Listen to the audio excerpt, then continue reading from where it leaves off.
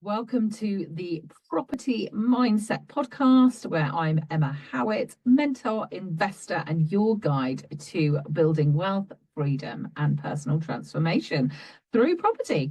Property isn't just about bricks and mortar, it's about building the life you truly desire.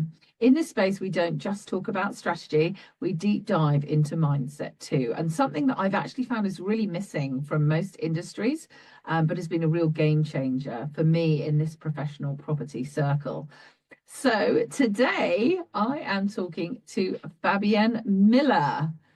And just a bit about Fabienne. Oh my gosh, she is the most incredible person. She tells us her story, but inherently how giving back can make changes so much in her property journey and how it can absolutely be a game changer in your property business, making you much more money. Interior design equals bigger income. Listen out. Let's turn dreams into actions and actions into success.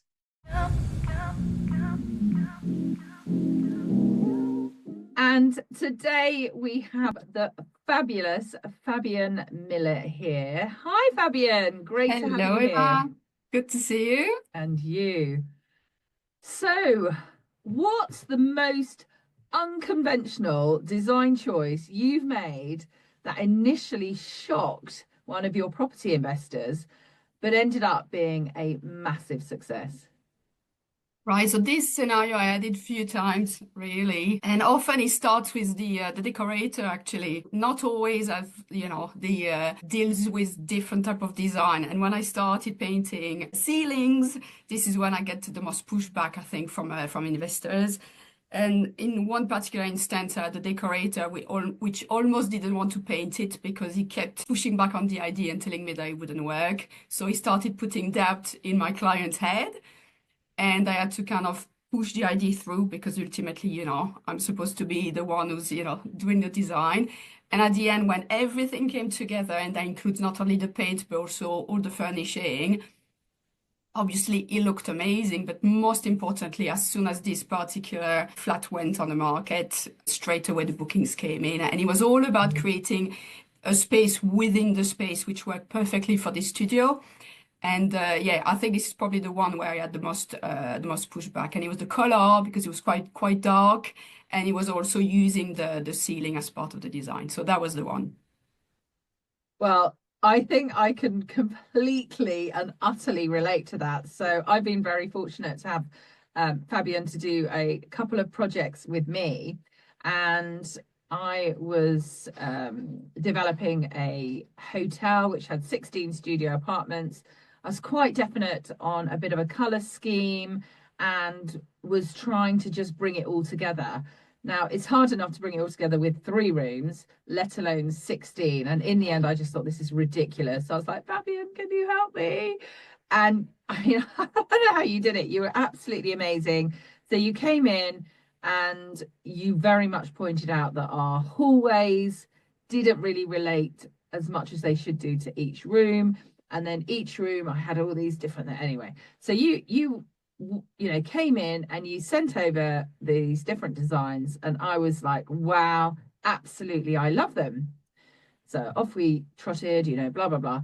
And then when it came to the actual paint on walls, exactly like your client then, and you were like, ceilings. When it really came to the push and the shove, it was like, oh my gosh. And it absolutely was this massive kind of leap of faith to believe you.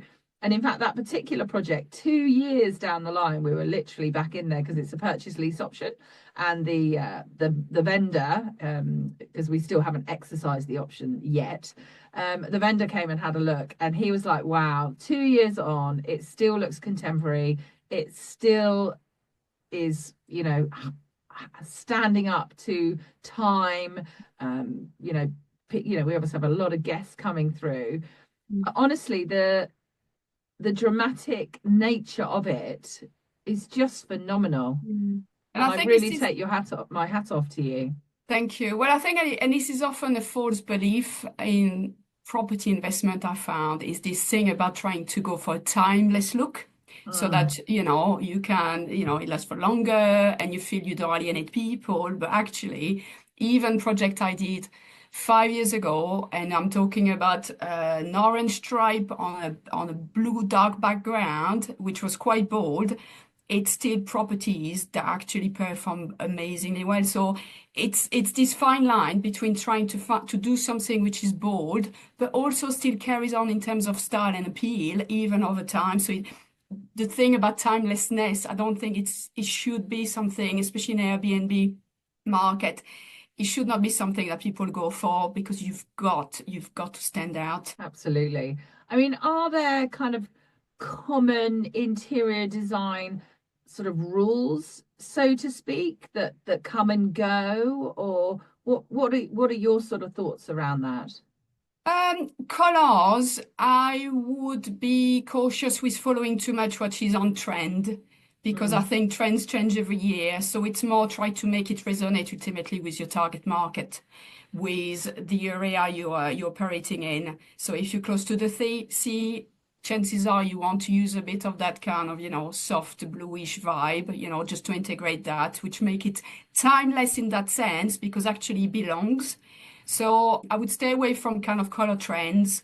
And it's always about the pump market. This is always who you're trying to attract ultimately. And if you do it with this intention, this is what makes it a long lasting design because it still resonate today and it resonate tomorrow as well. oh yeah, absolutely. And as you say, that the hotel that I was just talking about, that is near the sea. And as you know, we painted the outside blue, a very bold blue. And again, that was a huge decision. But actually, exactly as you said, because it is so close to the sea, it just feels so right. And people honestly say, "Oh, is that the blue building?" Yeah, And that's exactly. Well, yeah. really powerful, isn't it, to have that? Yeah. So yeah, It's this fine line though, because you don't want, it's not because a place is close to the sea that you're going to bring all the coastal colors. It's always mixing styles, as I think, which is what I believe brings a sense of uniqueness to the place. So it's you bring the coastal vibe, but also you overlay something else, which can be a bit of boho, which can be a bit of, 70s kind of style. It can be anything, but this is what makes it unique. interesting. So give us a bit of background, Fabienne. So I know you have done really made a tremendous impact, I think, on the property market around interior design. You've made it really accessible. You have shared incredible designs. You've made people think very much outside of the box, which, I mean, obviously this is property mindset, and that is hard, and especially when you're spending such a lot of money. Tell us a bit how you kind of got into this area, and also being able to tie up with such a huge business as LNPG as well. Give us a bit of a history of how it all came about. Right, okay. So my background, nothing to do with design. I mean, as much as it was always like many people, I think always an interest of mine, but it didn't sound like a good route to take when it comes to job opportunity. So I studied chemistry. Oh, And I was, which wow. always tend to surprise people. And my first 10 years of working was as a project manager for large companies. And so that was kind of the background really. And then I had kids, so I had to kind of a bit reinvent myself. And this is when I started actually looking into properties. And I came across a particular book about property. And for me, it was like, right, okay, my head is kind of, I like numbers. So let's try that. And I started as a deal sourcer. So that was Wow. the first step into property. And didn't really like it. That's not something. So I did that for a year. And through networking, which I think it's such a massive thing when it comes to I don't know, I suppose follow a path that feels right, but also meeting the right people that guide you towards exactly what you're trying to do. So it's just challenging your mind, I suppose. I ended up working for a service provider and a service accommodation provider, doing a bit of business, admin, all sorts of things. It was one of these jobs touching a bit on everything. And one day I was asked to basically enhance an interior that was just being done and it looked a bit dull, was given £200, go to the range and make it nice. So I did that, and when the photo came in, they were like, "Okay, you've done that with £200." So they said, "We've got a big property coming up, 5 bed, empty. Do you want to do that?" I thought, "Oh, yeah, oh, absolutely. I love shopping. I'll do that." So this is how it started. And as I'm going through this project and I'm doing it, it was very clear to me that this is what I was meant to do. Mm, So I resigned and I created my own company. So when it comes to decision, for me, it's often like that. It's if it feels right, I just go 100% in. So that's kind of how I got into that. I think in terms of my style and, and thank you for the lovely comment about the impact. I think I came in there without any design influence. All I mm, wanted was always about making people feel good in a place. And that was probably a bit of a trauma I had myself. I was tenant for many, many years and never felt at home. And I mm, felt that it was important for me with this ability I had to kind of bring color together. It's create places where people feel good when they step in. So obviously that's not necessarily something I push too much because for me the color, the energy that come into it is what my heart kind of, how I'm led. But when it comes to investment, it's different. It's about how that translate this appeal, how this translate in increasing return on investment ultimately, right? So I think because I didn't have any design influence, I just went with my guts, with my heart, these kind of things. And I think this is why it was a bit more original, I think, because I never used any models. I never looked into anything. I've never done any design course because I did not want to. mm. I wanted it to be how it comes out from me. So that always, again, it was always, should I learn more or should I just stay with what I feel? And actually, that's the road I took. And I think it worked for me. Oh, absolutely. And I have to say, talking about that living in a place to live that really works for you. So also, Fabienne is doing a great project for me currently, and it's a 9 bed HMO. Anyway, we've got 3 rooms finished, and this last weekend, two of the current guest tenants, because we've got tenants in there, came and saw their room, and I was able to say, look, it's all ready, you And, know, and, and. and it was amazing. They were so excited. And just seeing their faces, there's one particular one who was going into what I would call my favorite room. I mean, they're all beautiful. And he just walked in, and I said, if there's anything in here that you don't want, any furniture, anything on the walls, just let me know. And he was like, it's perfect. Thank you so That's much. awesome. And that is so, exactly as you say, is so rewarding. And knowing also, as we've spoken about, that it's going to last. Mhm. So they're going to feel, everything that's in there. And that's one thing that you do so incredibly well, clearly from the start, is the fact that you give a big list of very affordable, like you talked about the range or wherever, items, whether it's kind of soft furnishings or chairs or tables or whatever, that supports the design on the walls.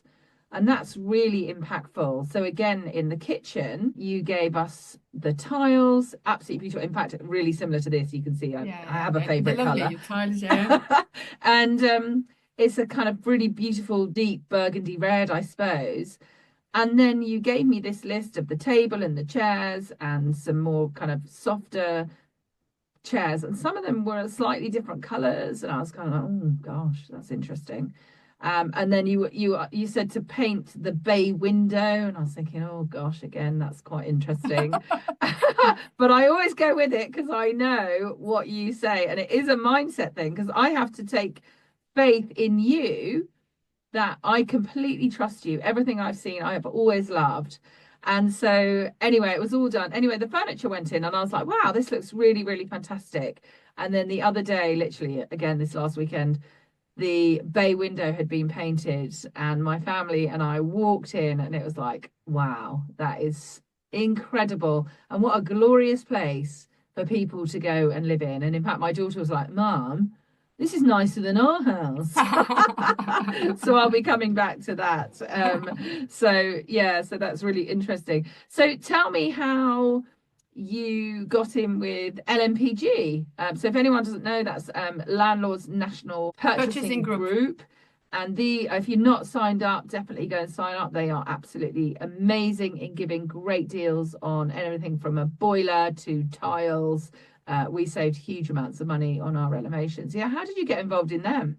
Yeah, I can't quite remember exactly the process, but I remember where it started from, which is what I've done since I started, which was really helping. And what I felt was important for me was to share how I felt design was important in terms of for property investors. So what I'm trying to say is that I've been giving a lot. So I've got a Facebook group which is called now Property Design Hub, and I always had this passion to share tips and to share information to help people, because for me it's not only it's a win-win all the way, because it's helping investors to know what to do and increase their return, but at the same time it's making people happy. So for me it was almost a duty, I suppose, to share.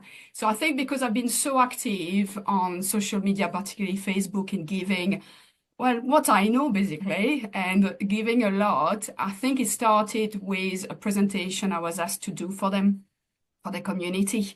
And it was quite long. I think it was like an hour and a half. And I gave almost a training, I would say. And then I took questions. I gave a lot. And I think this thing about giving, it kind of comes back, doesn't it? Yeah. And I think they like that. And I think this is where the conversation started, I think. Amazing. And I think this is something huge that people really misrepresent and perhaps don't understand as much. So you clearly see that helping people, the way that then reflects on how they feel about you, how they feel about themselves. So quite Absolutely. often it'll be like people will suddenly feel, wow, that's given me real confidence to go and do these things. And that always comes back. It might not be, so you might give me some advice and I might not give something back, but it will always come back to you from Yeah. something else. So And yeah. and it's funny because I think, I don't know if I always had this mentality, but when I started particularly the group, it was in the middle of COVID. And I Mm. think back then, probably my ego was not as present because it was all about love, love, love. And for me, the best way I could do it at that point was to share, I used to go to bed and go on Instagram and look at photos and stuff that was making me happy. And then I was like, you know what? I'm going to actually share what I see and what I think and how I think people can improve their own investment with that. And next thing I know, this group particularly, I think, was a reflection of that mentality, because this group just flew. Today I've got like 5,000, property investors in there. And I think it's that mentality of Amazing. giving. And like you say, I think with that comes trust, Mm. which later, it's funny because I didn't do it with any particular, especially back in COVID. There was no particular intention behind building a business or being known for something. It was just, you know what? I've got something which I think has value for you guys. Have it. Incredible, incredible. Thank you. I really, yeah, it's definitely something that I wholeheartedly think is so huge. The more you give, definitely the more you get. Um, so in that vein of understanding property investors, but equally understanding for you what works in a property, how do you balance, a very awkward question, but how do you balance a client's vision with your professional expertise as well? Because you must have that a lot where you're sort of potentially pushing boundaries. Are you able to read people? How do you go about that? Yeah, I think there's a big difference, I think, if you work in residential and if you're an interior designer for property investment, because often the line I use is, I'm not designing for you, but I'm designing for your clients.